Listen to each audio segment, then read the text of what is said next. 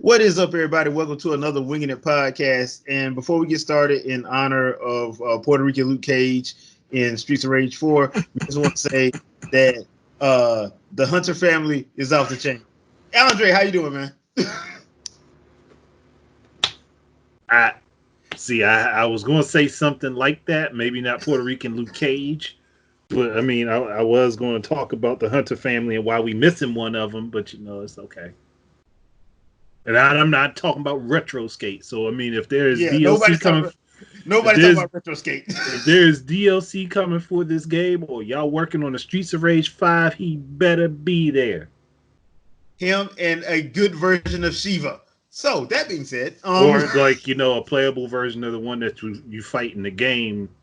Yeah, would be nice. I mean the storyline based one, not the retro boss that you can take on. Yeah, ain't nobody talking about him. So this week in Quarantine Bliss, we had a lot of things come up. One of them extremely funny, one of them extremely weird. Got a couple of videos. I hope you guys saw our Inside Xbox presentation thoughts. You can check that out.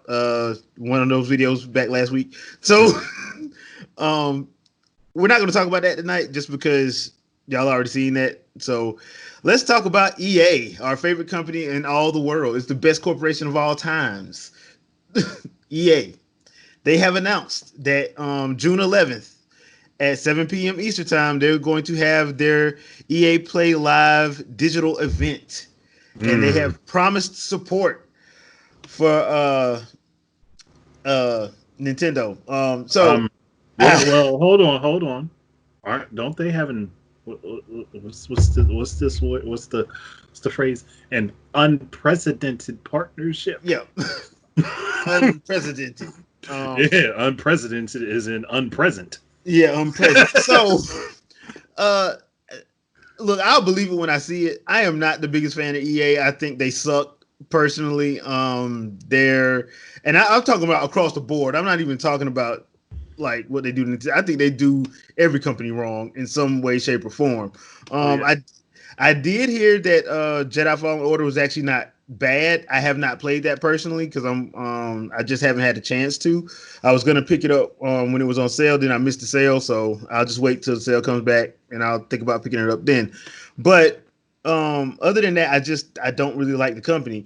Now I did hear that I did read that it's rumored that the Mass Effect games are all getting a remaster and getting put back on all systems, all formats, including Nintendo, which I don't, like I said, I'll believe it when I see it. So, Andre, your thoughts. Do you think that, one, if they do another remaster of Mass Effect, is it worth it at this point? I don't think it's worth it at this point.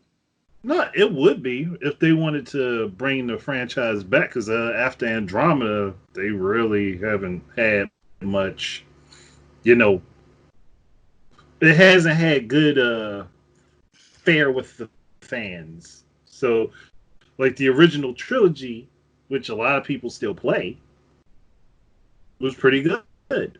And I'm sorry, the best version of Mass Effect 3 was on the Wii U. No matter what anybody wants to say, the best version of that game was on the Wii U, despite the fact that it was missing so much content.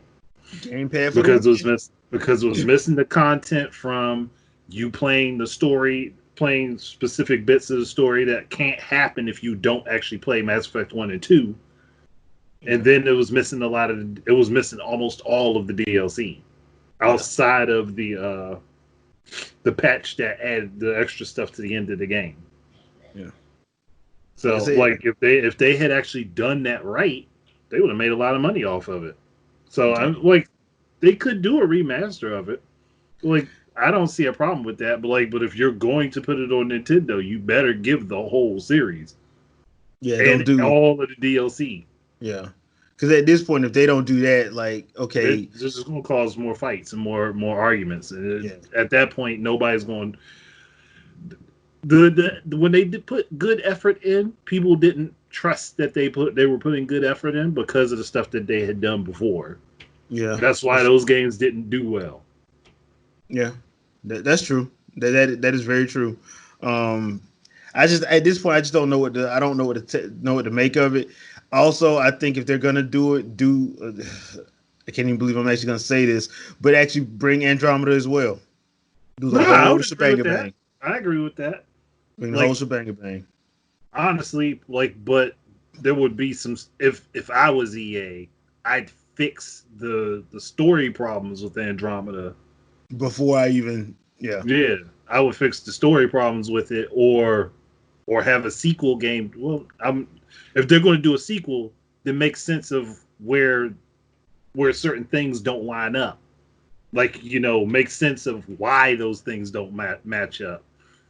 Outside of, oh well, we just traveled for 500 years, so we don't know what happened. When information could have been sent out, and they could have still gotten it later on. Seeing as Liara sent stuff to Ryder Senior that he got before the game started. So there's yeah.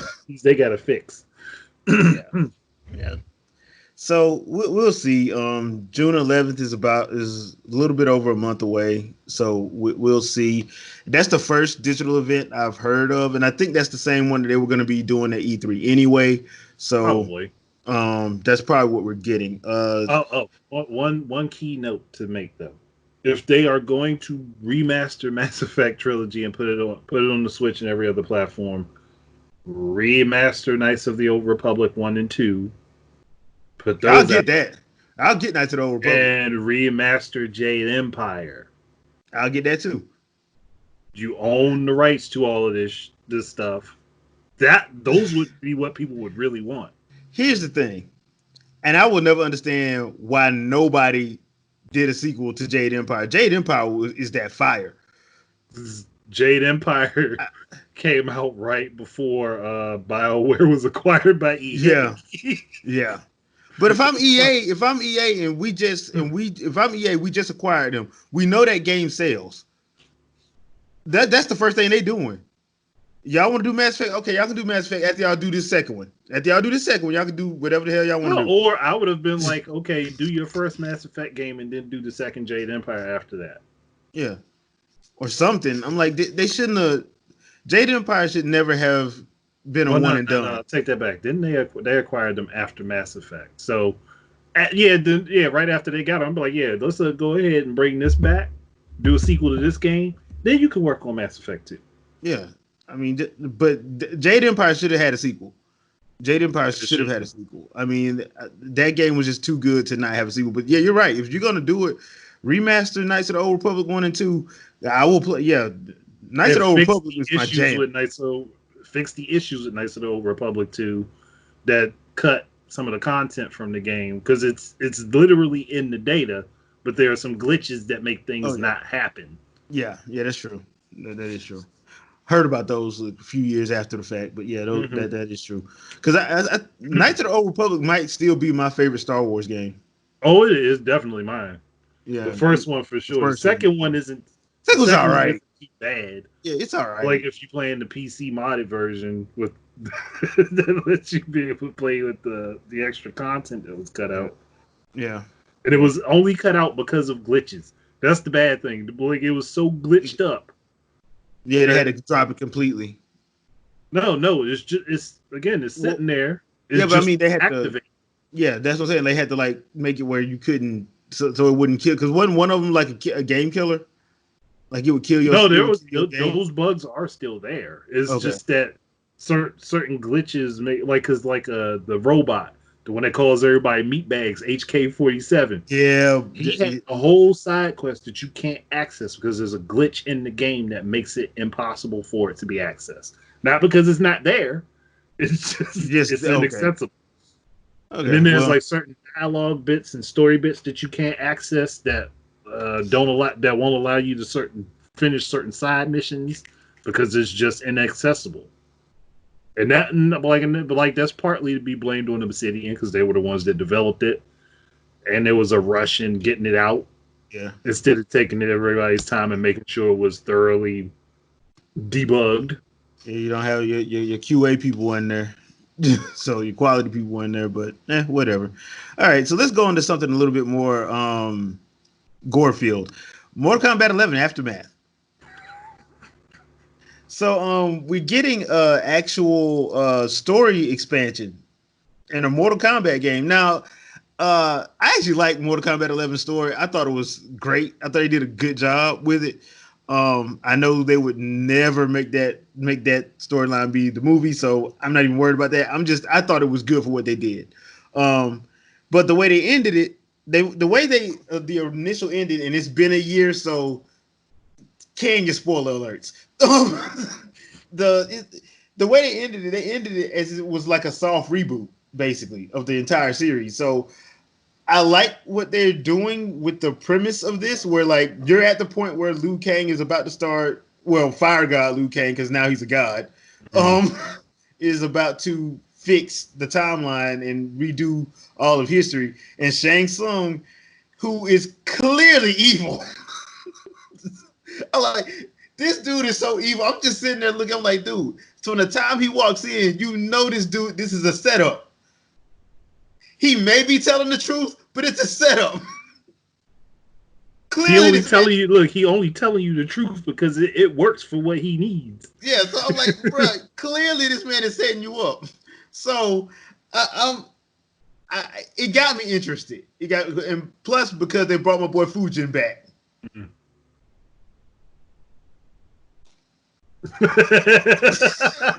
They brought my boy Fujin back.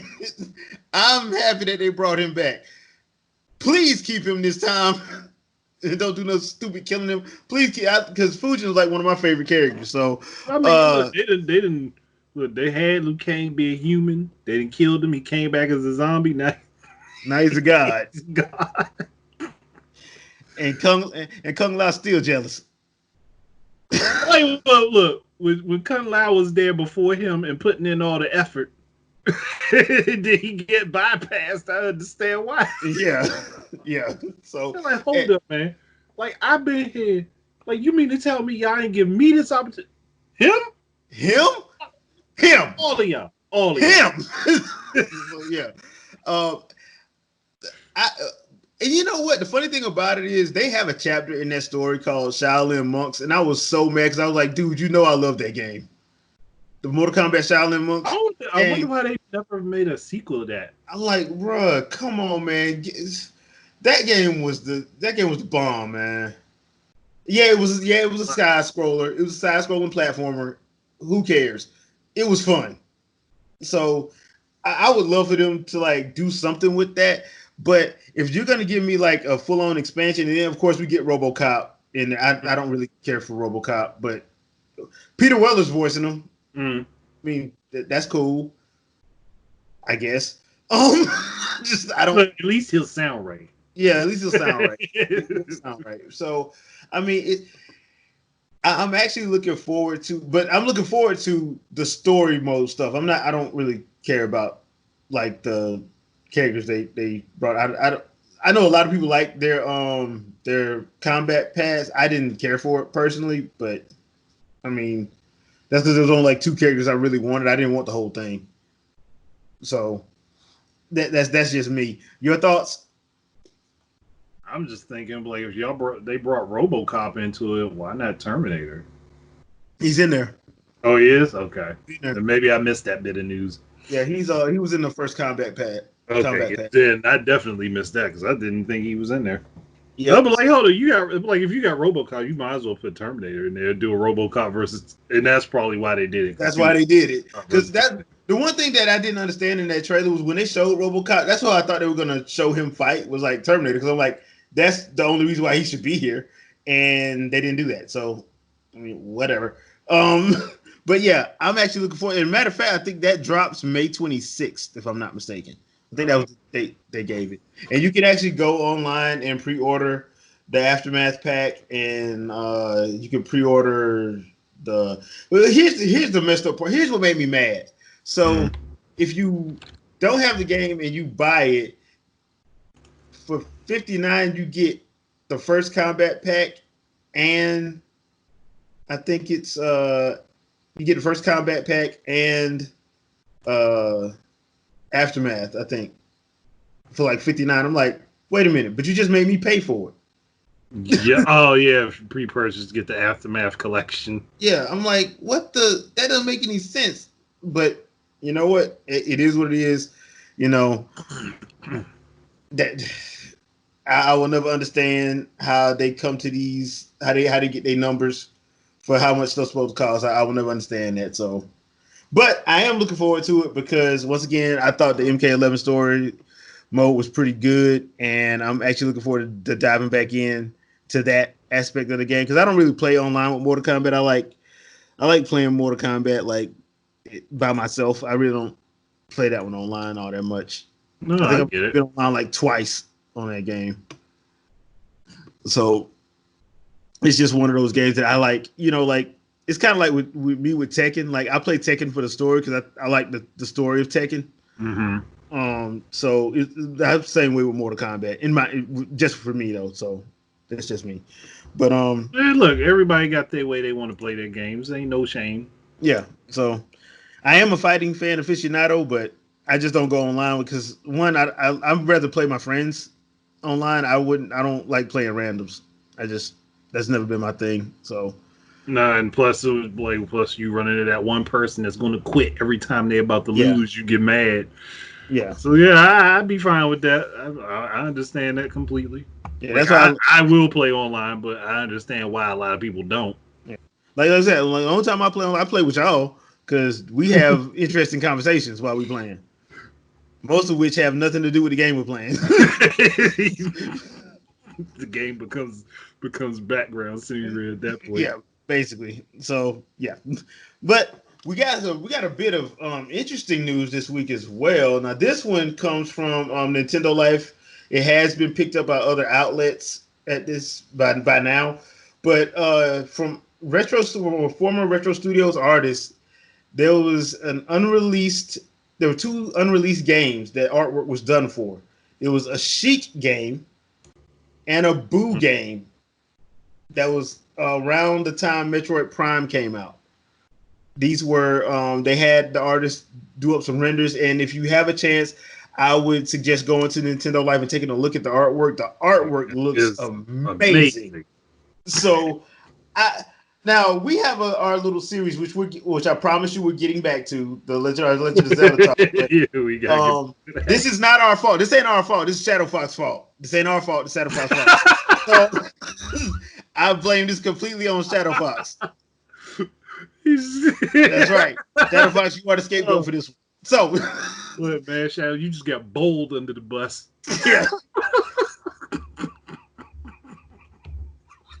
Don't worry. At least we didn't drop an anvil on you like Wile E. Coyote. So, but the thing is, we have our little talk, our little Legend of Zelda talk that we do where we talk about where they could possibly go with certain games. And now we were actually getting to the Sheik one. Actually, that's the funny thing about it. Yeah. We were actually going to a Sheik game. I think that was supposed to be the next one. It was supposed to be That was going to be the next one because of the 7-year time. the 7-year time split. So now what happened was because they did another article a couple days after that where they talked to him again. It was like the reason why it got canceled. One of the reasons were the two people who were going to be heading up the story and stuff for the game.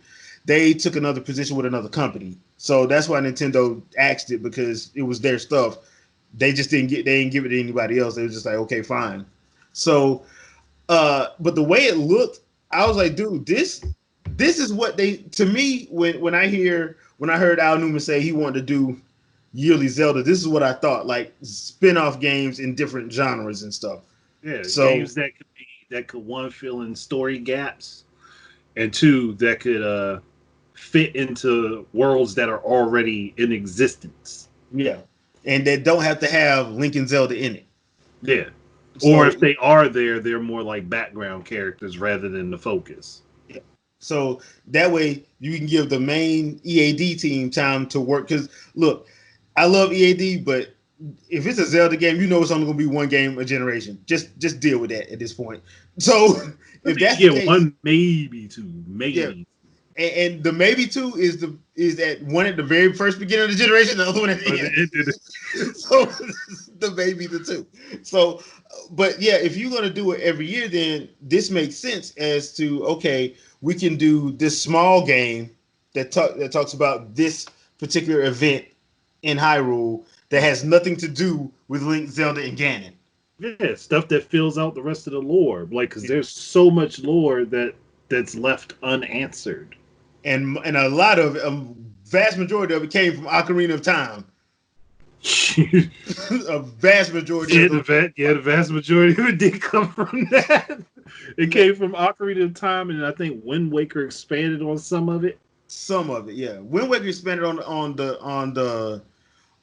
the reasons why Ganondorf is the way he is, and it made it seem like, okay, dude, he's not 100% crazy like we think he is. Nah. But Ocarina of Time was like, look, y'all know about this? Here's something that happened with this. Oh, here's something. If you want to know about this, this is what happened. And it's like, oh, it's just little chunks. But you're like, okay, you can make a whole story out of this. Why is this not done? So I got to give Miyamoto props on that because that was the last one that Miyamoto actually actively worked on, Zelda game anyway, was Ocarina of Time. After that, it's all been Al Newman. He's just been like consulting. So yeah, like he was like, oh, it's more or less he like, hey, Miyamoto, you like this? Basically, you don't. All right, give me 5 minutes. Yeah, that's basically how I see that going. Yeah, because I mean, it's still Mario and Zelda are still Miyamoto's babies. Mm-hmm. Even though he's letting other people work on them. Yeah, so they go to him and be like, "Hey, look, this is what we want to try. Is this would this be okay with you?" And he gave us the green light. So, remember, Splatoon turned out the way it did because of him. Yeah, because it wasn't supposed to be like that originally. People didn't know that. He told him to work on the gameplay mechanics first, and then worry about the characters. Yeah, after that. They didn't do it. If they did it the other way around, that would be a whole different game. Yeah. Oh boy. Yeah. Yeah. I can thank you for that. Yeah. To all the people who say he doesn't know what he's talking about. Yeah. Okay. So look, but these is very same people that's hanging on the thread for Pikmin 4.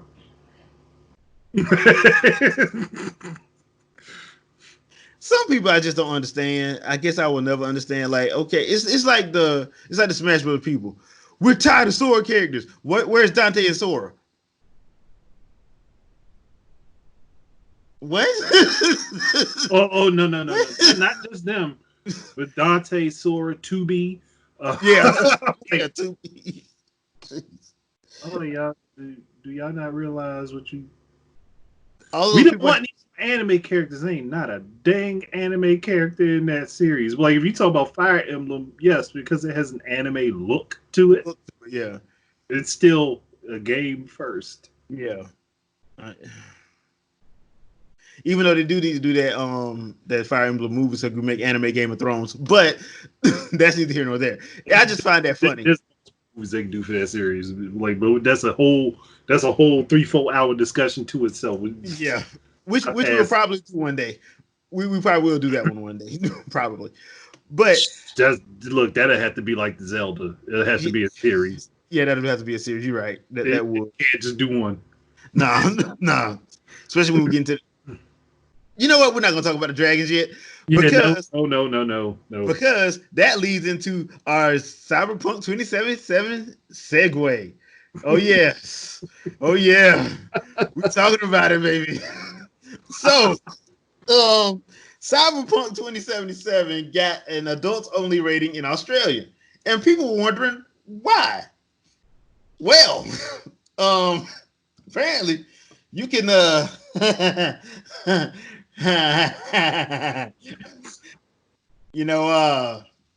you can make everything look right downstairs, if you know what I mean.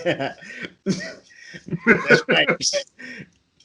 Okay, look, basically they said you can change the size of your penis. So dude, the bad thing is you said that, dude, the way you said that, and I started thinking of I started thinking of Show Enough for some reason. That's right. That was the first thing I started thinking about was having Show Enough being the one to present, like, do a commercial. Hey, man. It would be hilarious. But But I was just thinking about that. I was like put him in his outfit with the hair, with the Akuma hair. yep. And the shoulder pads. Oh man, them damn shoulder pads. Yep. But like having him be the one talking about it as part of the commercial for the game. Yeah. So, all right. Look. First of all, people started overreacting. Of course. Let's not act like this hadn't already happened in gaming before. First of all, so Plenty of games to do it already. calm yourself, all right? Secondly, I mean, yes, people are going to go crazy with it. You know that because people are going to be doing it for clicks. They're going to do it to try to be funny. So yes, they're going to make some abnormally ridiculous appendages just because they can. Right? Just because they can. You know this. I'm pretty sure CD Projekt Red already knows this. Hopefully they have accounted for that. Hopefully. But you know it's going to be on Twitch. You know it's going to be on places where you can stream. Just know that going in. And don't try to act like you so... Don't be clutching your pearls and act like you so, offended by that. Come on, man. People gonna do that just because. I really don't think it takes away anything from the game because, like I said, it ain't like this the first game that ever did that. They really this is really like the fifth or sixth game that I know of that's done it. There's a lot of them that actually do it, but like it's just never really been touted as a feature. Yeah, it's just okay. Look, you can do that. We're gonna keep that to ourselves. But I don't think they wanted this to come out. The problem was Australia has rated it AO, adult only, because apparently, on top of being able to adjust your chocolate thunder, there's also a couple of scenes where it is.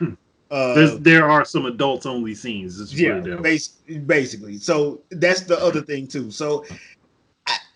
Me personally, I'm looking forward to seeing Rick Ross as well as John Wick in there because they keep showing that screen of their character that's clearly Rick Ross, Port of Miami. I mean, he looks like a combo of Rick Ross, T-Pain. That's how I looked at him. And he should be voiced by T-Pain. He should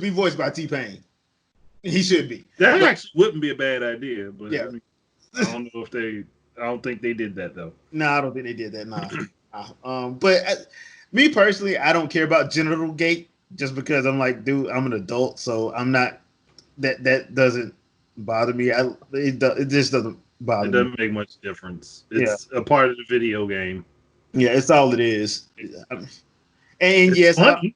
It's fun, and I know I know there's gonna be some people who go overboard.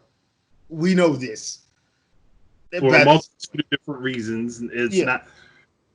We're not going to shame everybody. Yeah, that's not always the reason.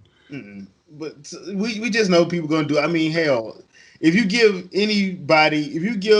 a customization option in any video game, somebody is going to do something stupid with it just see if you're going to say something.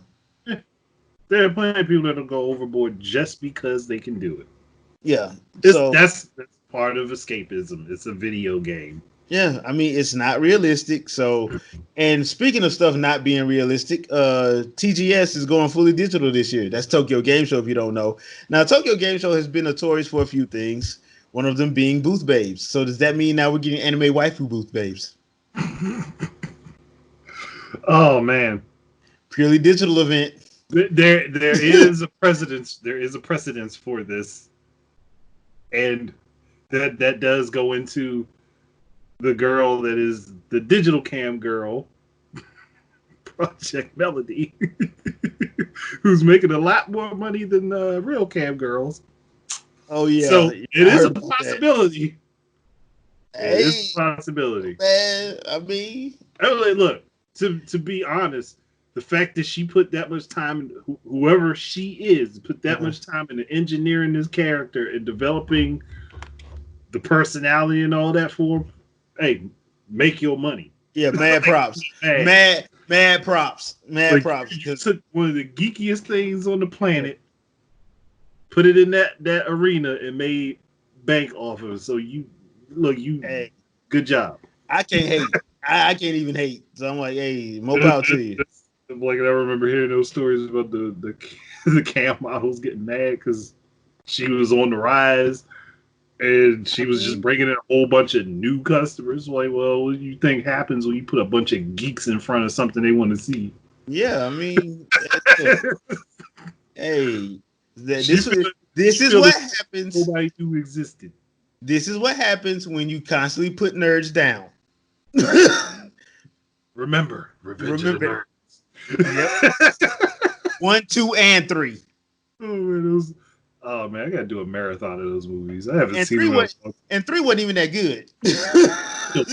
It just wasn't as good as the other two. Yeah, it wasn't just as good as the other two. So, I mean, the first one, let's be honest, the first one was a classic. It had Bernie Casey in it.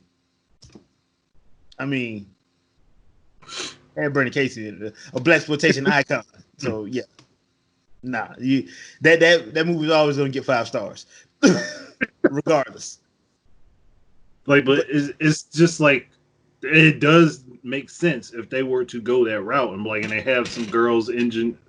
It doesn't even need to be girls engineering it. Like, it could be dudes engineering and just have some female voice actors do characters. And the funny thing about it, like, because like I said, Japan always does this anyway, so I wouldn't be surprised if they just pull like some anime characters and just have their voice actresses voice them. Yeah, I mean, it's just a lot of people get mad when you say booth babe because they think it's like derogatory. It's really not derogatory. Really. It's honestly, the girls are there to draw attention to the stuff that people are going there for. Yeah, and they commonly talk with the guest and keep them up on events that are coming on and what's happening at particular booths. Yeah. That's their purpose. Yeah. Everybody thinks that they're just there to stand and pose. Yeah, that's part of their job, but that's not the only thing they do. Nah, because they do a lot more than that. You know, they're basically like tour guides, basically for the specific booth. Yeah. I mean, and most times, like, they're not even scantily clad. Like, most people try to say they're scantily. No, they're not. No, they're not. Now, they may be dressed up. I feel like there's more people that are just jealous because they look better than them. Yeah, I think that too. Because, like, most times they're just dressed up as a character in the game. Yeah. So, for whatever game they're look, if we had booth dudes, nobody be complaining. Hell nah. Not that it would draw much attention, but nobody would be complaining if they were booth dudes. Yeah, because guys don't care, men don't care. We was just like, okay, and hey, look, companies. I just threw you an idea that would get you more female gamers interested in your products. And you please send your money. Please send all Cash App to.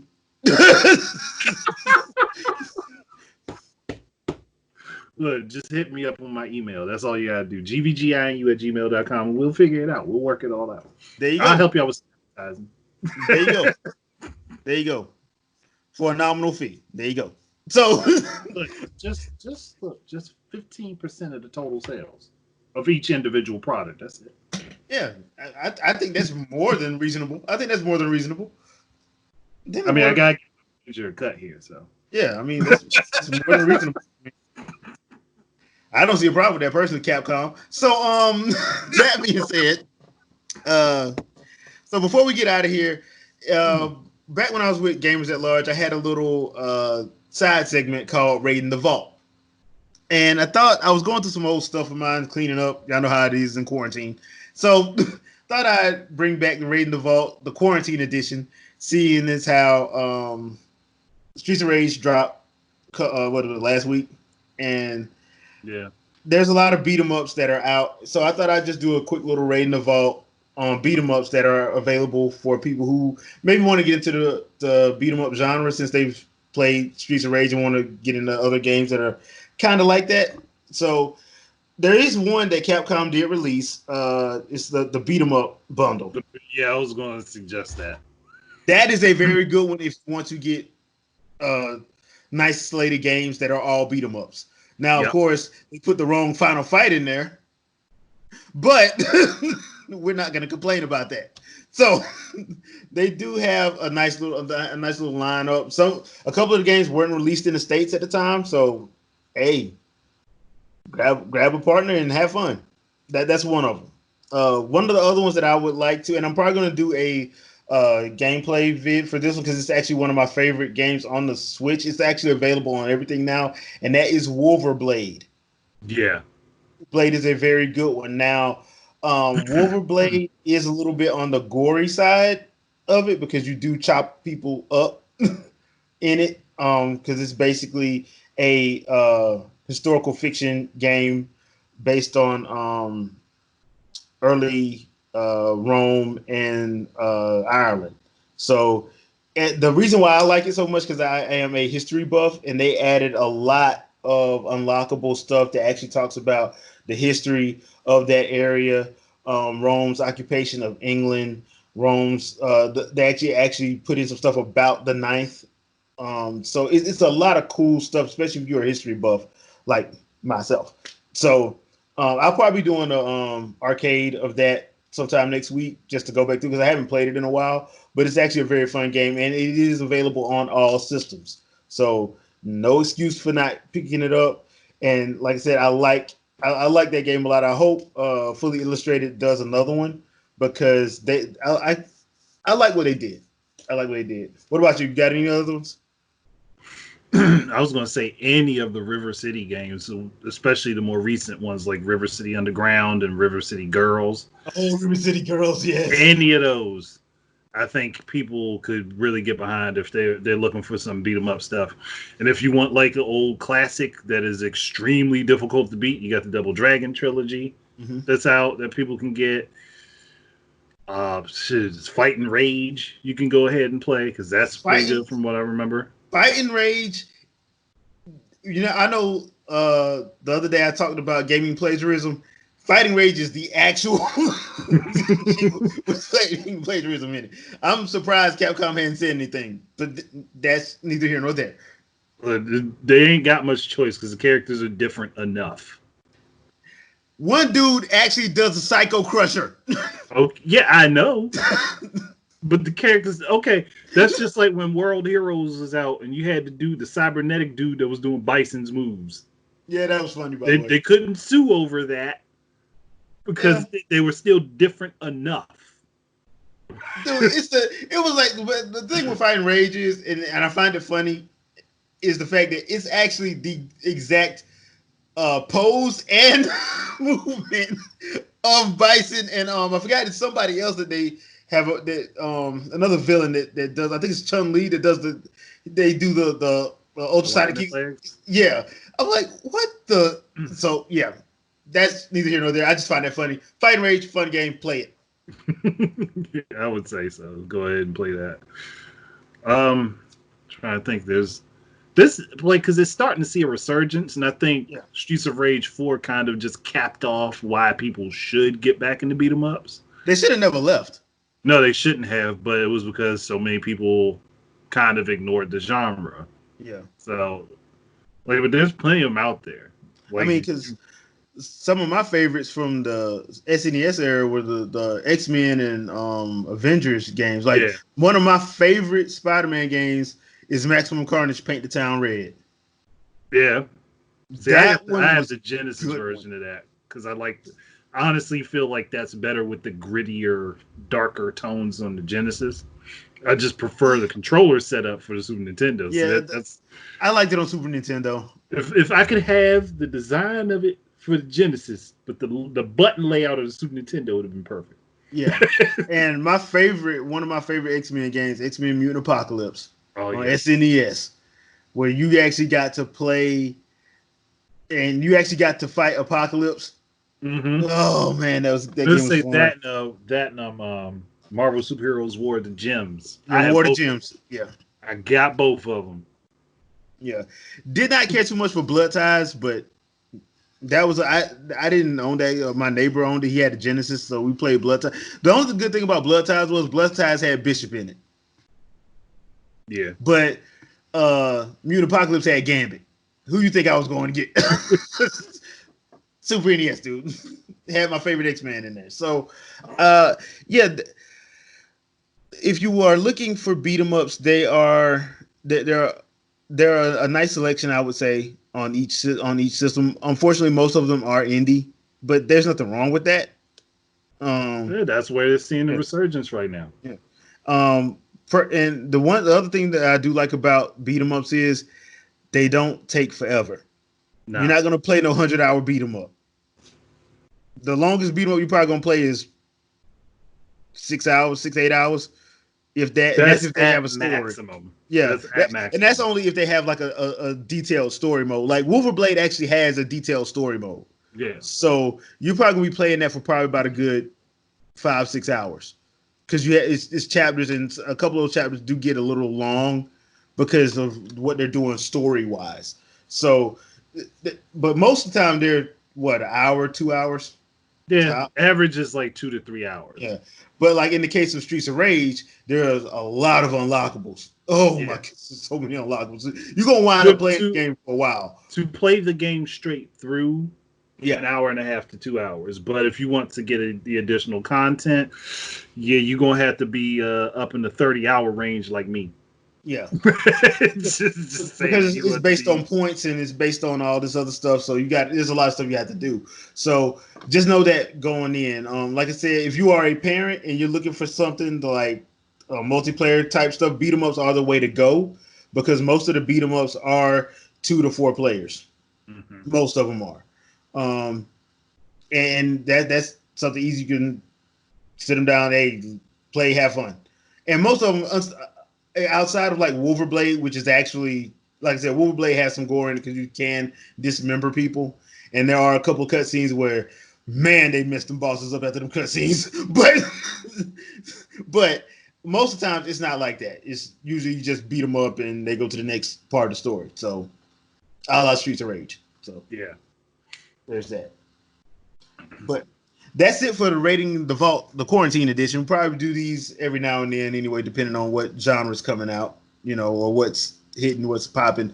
Um, I will say this: there was one thing that I read today on IGN. You guys can check that out, but I did want to bring it up before we leave, and that is IGN for the first time in years, since probably about 2002 or three, actually did an article that I think is actually worthy of them being praised for. And they actually wrote an article talking about this generation coming up with the Series X and the PS5. People need to temper their expectations.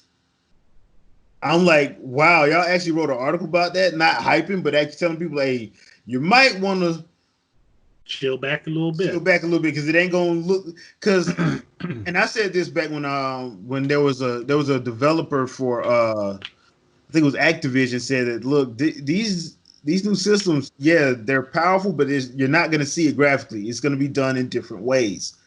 And I see a lot of people on Twitter now. Every time somebody comes out with something, especially since they did the Inside Xbox, like, see, this is why PS5 is going to be better than this. And you're like, dude, I think you probably want to pull back a little bit because I It's don't more think, than likely going to look almost identical. yeah, again, I I just want people to hold back because I think what's going to wind up happening is people going to get these systems and they're going to claim that they both suck because they were lied to. And I'm like, no, y'all weren't. Y'all just hyped yourselves up. Y'all It's heard the buzz. same. It's the same thing that happens every gen. Every time a new platform comes out, people throw their expectations out in the outer space, and then when they don't catch a meteor, they get mad. Yeah. It's Just scale back a little bit, temper them. Me personally, I'm looking forward to seeing some gameplay stuff, not what Ubisoft calls gameplay. Um, I'm actually looking forward to seeing more. That's why I'm like, that's why I'm kind of glad that Microsoft has said, like, look, we're gonna have digital events all summer, so you guys can see more. Because if you do it like that, you do it in chunks. I think once people start seeing the games and the gameplay of it, I think it'll be better for everybody involved. And I think Sony and Microsoft themselves need to come out and be like, look, man, this is what we got. This is how it looks. Everything ain't gonna be in 4K, so don't think everything's gonna be 4K. I don't think it is. Now, of course, they saying 60 frames per second is gonna be the standard. That's nice, but y'all been saying that for 3 generations now. I'll believe it when I see Yeah. it. I'll believe it when I see it. So I just don't believe. Because that may have to be scaled down depending on the game and what you Yep. want a game to do. Mm-hmm. And once again, every game doesn't need 60 frames per second. Like Would it be? turn-based RPGs definitely don't. Yeah. Would it be nice? Yeah, that would probably be nice. But every game don't need it, and people need to stop acting like every game needs 60 frames per second. No, it don't. No, like especially if you take your time and actually, program responsiveness into a game. Hmm? Like, what was done with Ocarina of Time, which ran at 18 frames per second. Mm-hmm. But it felt, in responsiveness, it felt like it was a game that was running at 60 or above. And they didn't have to tell you that. You just played the game, and the game was fun. Remember that word, fun? Remember what you used to play for? People don't remember that. Yeah, yeah. Now it's all about graphics, man. Now it's all cyberpunk measuring contest. Yeah. Yeah. It's all about that cyberpunk love. That's right.